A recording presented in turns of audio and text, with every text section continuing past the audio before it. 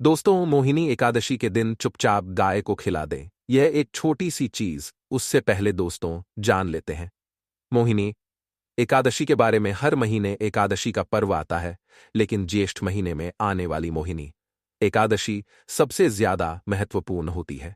आइए जानते हैं साल 2025 में मोहिनी एकादशी कब है। दोस्तों, मोहिनी एकादशी तिथि भगवान विष्णु को समर्पित है। माना जाता है इस दिन भगवान विष्णु का व्रत करने से और उनकी पूजा करने से सभी पापों का नाश हो जाता है और मोक्ष की प्राप्ति होती है।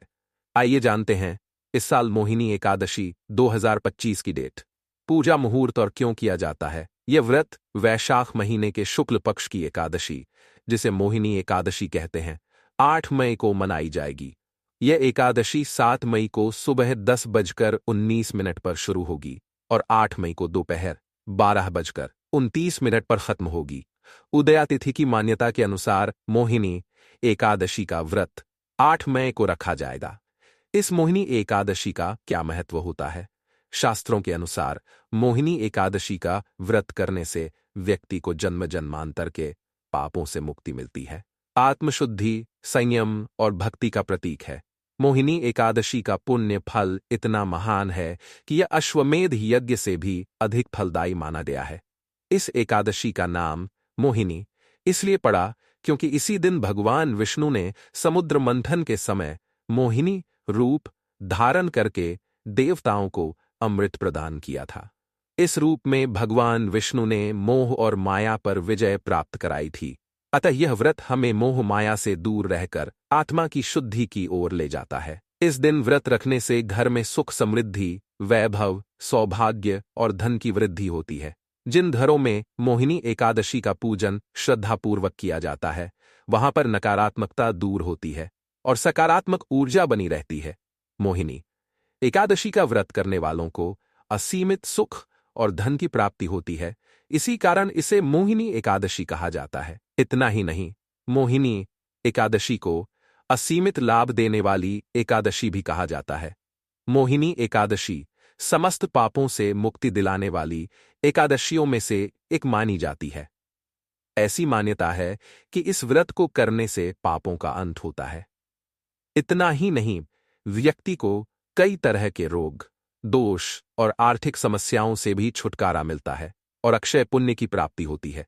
पांडवों ने श्री कृष्ण के मार्गदर्शन में इस व्रत को करके महाभारत युद्ध में विजय प्राप्त की थी। दोस्तों, मोहिनी एकादशी के दिन स्वर्ग का दरवाजा खुल जाता है। इसलिए इस दिन किया गया दान पुण्य अन्य दिनों में किए गए दान पुण्य से अधिक फलदायी होता है। वास्तव में 2 जून मोहिनी एकादशी के दिन अगर आप यह उपाय कर लेते हो तो यकीन आप पर मां लक्ष्मी की कृपा होगी और आप धनवान बन जाओगे। आप धनवान ना बने तो मुझे बताना दोस्तों। बस जो उपाय आपको बताया जाए वह उपाय कर लेना। चलिए जानते हैं, एकादशी के दिन चुपचाप गाय को खिला दें। यह एक छोटी सी चीज, रोडपति भी होंगे, करोड़पति मिलेंगे, सभी संकट और कष्टों से मुक्ति, मृत्युदंड, पितृदोष तुरंत होगा खत्म, पूरे साल आपके भरे रहेंगे। अन्न धन के भंडार यूं कहें कि आपकी 7 पुश्ते तक करेंगे। रुपयों पैसों पर राज्य दोस्तों, 7 पीढ़ियों तक बैंक बैलेंस बढ़ता चला जाएगा। अभी भी दुख, दर्द, संकट, कष्ट है वह दूर हो जाएंगे और सभी सुख आपके कदमों में आ जाएंगे।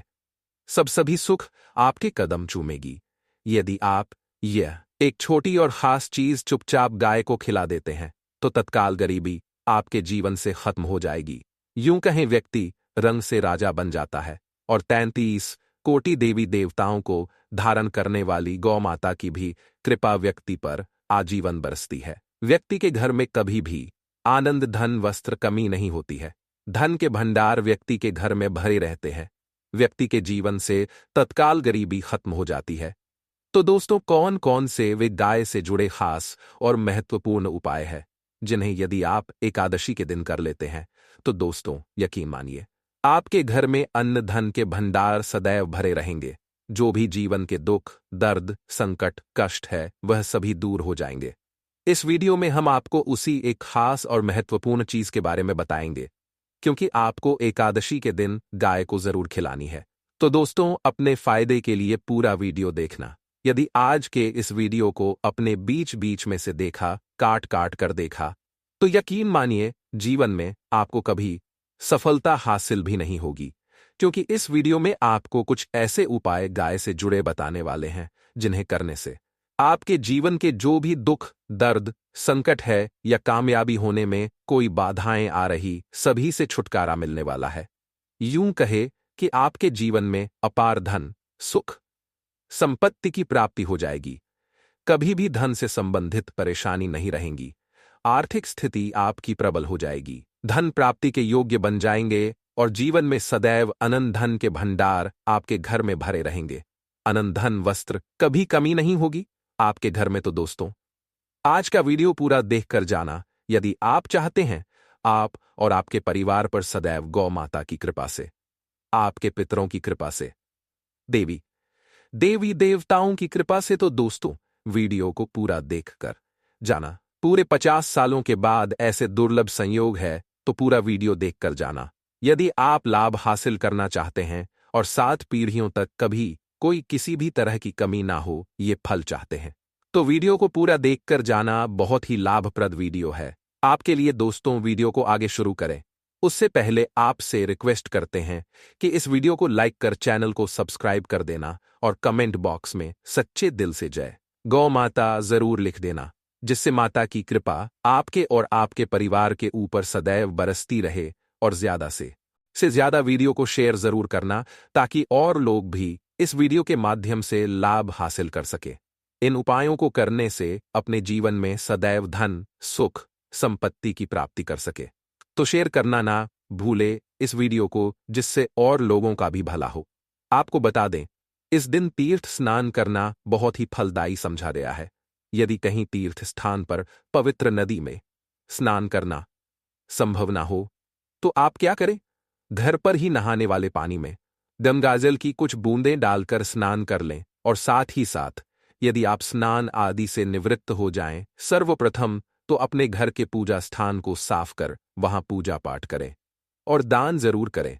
और इस एकादशी के दिन दान करने से सभी मनोकामनाएं पूर्ण हो जाती है। एकादशी के दिन विशेषकर पूर्वजों की पूजन के लिए बहुत ही शुभ फलदायी समझा गया है। आपको बता दें, इस बार जो इस दिन पूजा के साथ साथ सूर्य देव की पूजा जरूर करनी चाहिए। आपको बता दें कि इस दिन यदि सूर्य नारायण की पूजा करते हैं तो आपके गृह जनित दोष भी दूर हो जाता है। व्यक्ति के जीवन में धन, सुख, संपत्ति की प्राप्ति हो जाती है। समस्त मनोकामना व्यक्ति की पूर्ण हो जाती है। और दोस्तों, साथ ही साथ अब बात करें आपको उस दिन, मतलब यह जो एकादशी के दिन है, इस दिन आपको एक उपाय तो जरूर करना है। गाय का उपाय बताने से पहले एक उपाय आपको बता दे। इस उपाय को जरूर दूर करें। क्या करें कि शाम के समय पीपल के पेड़ के नीचे आपको सरसों का चौमुखी दीपक, आटे का दीपक बनाना है। चौमुखी, उसमें आपको कलावे की बाती लगाकर सरसों के तेल का दीपक जला देना है और बीच में 2 साबुत फूल वाले लौंग भी डाल दे। फिर देखिए कैसे चमत्कार आपके जीवन में होता है। शाम के समय जलाकर उसे छोड़े मनोकामना मांग कर दोस्तों, 11 दिनों के अंदर आपकी वह मनोकामना पूर्ण न हो जाए तो हमें बता देना। बहुत ही प्रभावशाली उपाय बताया मैंने आपको, बहुत ही दुर्लभ से दुर्लभ है। इस बार नए वर्ष के उपाय को जरूर करें। यह उपाय जो है बहुत ही आपको लाभ देगा। और अब बात करें गाय से जुड़े कौन कौन से उपाय आपको इस दिन, मतलब गाय से जुड़े उपाय जिन्हें करने से व्यक्ति को 7 पीढ़ियों तक बैंक बैलेंस की कमी नहीं होती। दुख, दर्द, संकट, कष्ट दूर हो जाते हैं और सभी सुख व्यक्ति के कदमों में आ जाते हैं। कदम चूमती है सभी सुख और घर में धन के भंडार सदैव भरे रहते हैं, कोई कमी नहीं होती। इसी तरह कौन कौन से उपाय ध्यान से सुनना, जिस तरह बताएं उसी तरह इन उपायों को आपको करना है। तो चलिए शुरू करते हैं। कौन कौन से गाय से जुड़े उपाय हैं। प्रभावशाली चमत्कारिक उपाय है जो कि आपकी किस्मत को चमका देंगे। एकादशी से आपको लाभ शुरू करते हैं। दोस्तों, सनातन परंपरा में गाय, गंगा और गायत्री का बहुत ज्यादात्मिक महत्व है। मान्यता है कि गौ माता के शरीर पर 3 कोटि देवी देवता गायों का वास होता है। गौ माता की पूजा करने वाले जातक पर इन सभी देवी देवताओं की कृपा बरसती है। गौ सेवा से न सिर्फ इस जन्म के बल्कि पूर्व के भी दोष दूर हो जाते हैं। गाय से हासिल पंचगव्य का उपयोग जरूर शामिल करें, क्योंकि पंचम गव्य के बिना कोई भी पूजा पाठ और हवन सफल नहीं होता। या दोस्तों, गौ कृपा पाने के लिए प्रतिदिन, सप्ताह अथवा महीने में परिवार समेत एक बार गौशाला जाने का नियम जरूर बनाएं और वहां गायों को हरा चारा जरूर खिलाएं। इससे आपको शुभ फलों की प्राप्ति होगी। और साथ ही साथ गौ सेवा और गौ पूजा से 9 ग्रह शांत हो जाते हैं, दोषों का निदान हो जाता है। गर्मियों में गौ माता को पानी पिलाएं और सर्दी में गौ माता को गुड़ जरूर खिलाएं। ध्यान रखें कि गर्मियों में गाय को गुधिया, अनेक देवी देवता को अपने शरीर पर धारण करने वाली गौ माता से जुड़े कई शुभ और अशुभ संकेत भी होते हैं।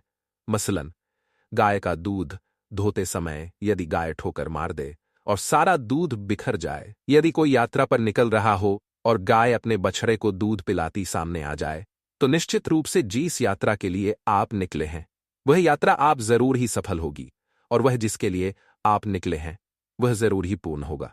यात्रा पर जाते समय बाईं ओर गाय की आवाज आना और रात्रि में गाय की होकार करना भी शुभ होता है दोस्तों। साथ ही करना भी शुभ होता है दोस्तों।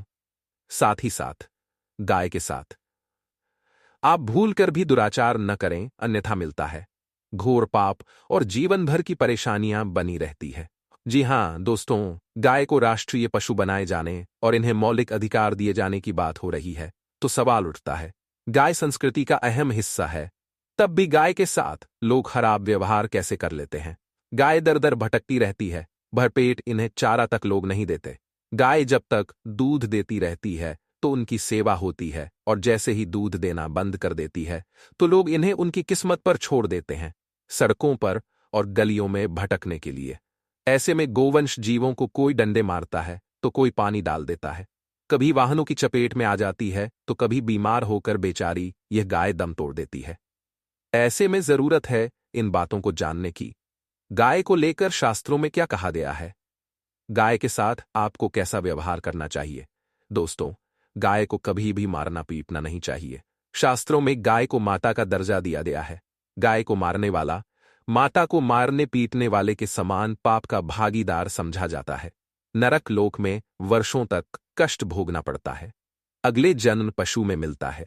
कथा है कि गौतम मुनि ने गलती से गाय को डाक मार दिया था, जिससे गाय की मृत्यु हो गई थी, और इस पाप से मुक्ति के लिए इन्हें वर्षों तक तपस्या करनी पड़ी। भगवान श्री कृष्ण जी ने बैल स्वरूप में आए वृद्धाश्रम का वध कर दिया था, जिससे मुक्ति के लिए भगवान श्री कृष्ण को संपूर्ण तीर्थों को एक कुंड में बुलाना पड़ा, और इस कुंड में स्नान से वह पाप मुक्त हो गए थे। दोस्तों, साथ ही साथ पानी पी रही गाय को भगाते हैं, वे घोर पाप के भागी बनकर नरक भोगते हैं, ऐसा प्राणों में बताया गया है।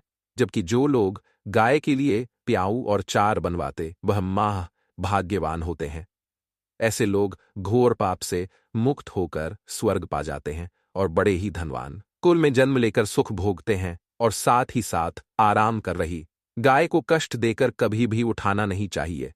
कहते हैं कि जिस स्थान पर गाय बैठी है वहां से नकारात्मक ऊर्जा खत्म हो जाती है। गाय के बैठने की जगह को जो लोग नियमित साफ रखते हैं वह जन्म में किए गए जाने अनजाने में पापों से मुक्ति हो जाती है और गोल लोक में स्थान पाते हैं। गाय को डंडा मारकर उठाना, पानी डालकर उठाने से मनुष्य पाप का भागी बनता है और अगले जन्म में उसे दर दर भटकना पड़ता है। और साथ ही साथ शास्त्रों में बताया गया है कि गाय का दूध उसके बछड़े के लिए होता है। गाय के बछड़े से बचा हुआ दूध ही मनुष्य को लेना चाहिए, परंतु कुछ लोग एक बार गाय को दूध लेने बाद फिर से बछड़े के लिए बचा हुआ दूध भी धो लेते हैं। ऐसा करना घोर पाप कहा जाता है। ऐसे दूध को धोने वाला और ग्रहण करने वाला दोनों ही पाप के भागी बन जाते हैं। दोस्तों, साथ ही साथ शास्त्रों में कहा गया है कि गोवंश मतलब गाय और बैल की पीठ पर नहीं बैठना चाहिए। इनकी पीठ पर बैठने से महापाप लगता है। ऐसे लोगों को नरक की यातना भोगनी पड़ती है। ऐसे लोगों को नरक की यातना देव के अंश के उत्पन्न नंदी ही गोवंश है, जिस पर स्वयं महादेव, क्योंकि नंदी ने स्वयं अपनी इच्छा से महादेवी की सवारी बनना स्वीकार किया था। और साथ ही साथ शास्त्रों में गाय के दान को बहुत ही महत्व दिया गया है। परंतु ऐसी गाय का दान कभी नहीं करना चाहिए जो बूढ़ी और बीमार हो। कठोर निषद में नचकेता की कथा भी इस संदर्भ में है कि जिस नचकेता ने पिता द्वारा बूढ़ी गाय को दान करने पर आपत्ति जताई थी।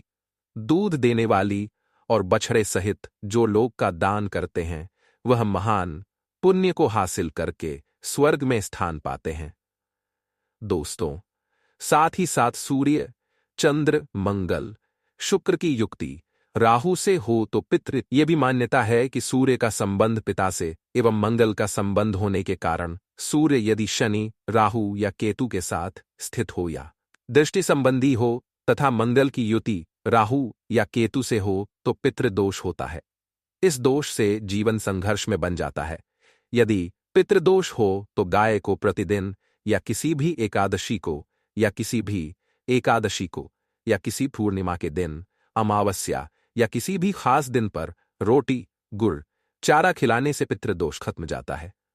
साथ ही साथ गाय की अतः जन्मपत्री में यदि बृहस्पति अपनी नीच राशि मकर में हो या अशुभ शिवलिंग में जा रहे हो और सामने से गौ माता आती हुई दिखाई दे तो गौ माता को अपनी दाहिनी ओर से जाने देना चाहिए। आपकी यात्रा जरूर ही सफल होगी और जिस घर में गाय होती है उसमें वास्तु दोष स्वतः ही खत्म हो जाता है। और साथ ही साथ आपको बता दें कि गाय को आप भी रोटी प्रतिदिन ताज़ी रोटी ही बनाएं। गाय को अगर आपने रोटी बनाई है तो कोशिश करें कि उस रोटी को आप तुरंत ही गाय को दे दें। अगर आप उस रोटी को रख दें और उस रोटी को अगले दिन देंगे तो वह रोटी बासी मानी जाएगी। गाय को कभी भी बासी रोटी न दें। इससे घर में नकारात्मक ऊर्जा वास करती है और जो भी काम आपके बनने वाले होंगे वह काम भी आपके बिल्कुल भी नहीं बनेंगे।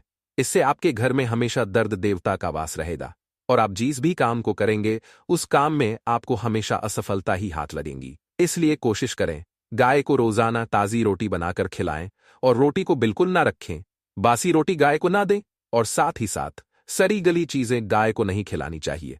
घर में कोई फल है, कोई सब्जी है, सड़ जाए तो लोग क्या करते हैं, गाय को देते हैं। नहीं, ऐसा नहीं करना चाहिए। ऐसा करने से यदि आप गाय को खिलाते हैं तो आप पाप के भागी बन जाते हैं। आप बिल्कुल सड़ी गली चीजें गाय को ना खिलाएं। और साथ ही साथ एकादशी पर आटे की 11 लोहिया बनाकर उनके ऊपर हल्दी लगाएं। इसके बाद गाय को खिलाएं। हर एक लोहे को खिलाते समय गाय के सिंघवाल आपके जीवन में खुशियां ही खुशियां होंगी। और एक बार एकादशी पर आप 7 बार गाय की परिक्रमा भी कर ले तो आपके समस्त काम होंगे। और एकादशी पर साथ ही साथ आप गाय को जब भी रोटी दें, रोटी पर या तो आप थोड़ी हल्दी लगा लें या थोड़ा गुड़ रख लें।